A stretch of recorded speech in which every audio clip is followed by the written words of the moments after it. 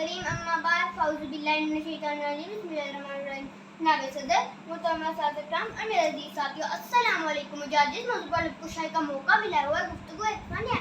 نبی اعلیٰ گفتگو ایک ایسا فن ہے جس سے کسی کی ذہنی معیار قابلیت اور شخصیت کا اندازہ ہو سکتا ہے. جب انسان کسی سے ملتا ہے تو خود کو اپنی گفتگو صحیح متعارف کرواتا ہے.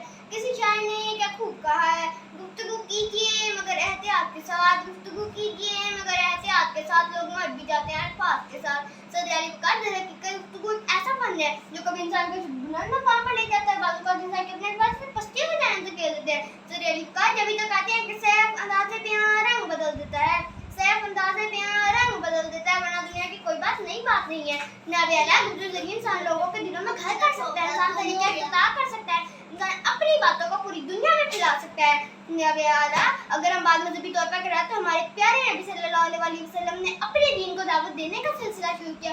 انہوں نے اپنی گفتگو کے ذریعے لوگوں کے دلوں کو نرم کیا. نبی والا گفتگو کے ذریعے انسان کی شخصیت میں بہتری آ سکتی ہے, اس کی شخصیت میں تبدیل ہو سکتی ہے.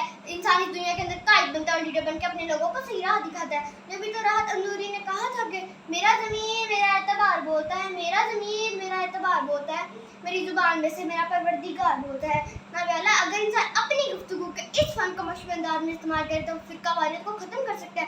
اپنے ملک, اپنے دین, اپنے عقیدے, اپنے وطن کے احساسوں اور شیر دل نوجوانوں کا دفاع کر سکتا ہے. نبی یہ حقیقت ہے کہ دور اندیش لوگ سمجھ کے بولتے تھے غلط الفاظ کا چناؤ غیر یقینی صورتیں پیدا کر سکتا ہے. ترقی یافتہ ملکوں کو ترغیب دے, معاشی جان کی خوشحالی نظر اس کی وجہ گفتگو کا بہتر معیار ہے, کیونکہ اخلاقی اقدار کی برتری اس وقت تک ممکن نہیں کی جا سکتی جب تک افراد میں سچائی, یقینی اور انداز گفتگو میں شائستگی نہ ہو. میں گفتگو ہوں کہ تحریر کے جہاں میں ہوں, میں گفتگو ہوں کہ تحریر کے جہاں میں ہوں, مجھے سمجھ تو صحیح میں تیری زبان میں ہوں. بس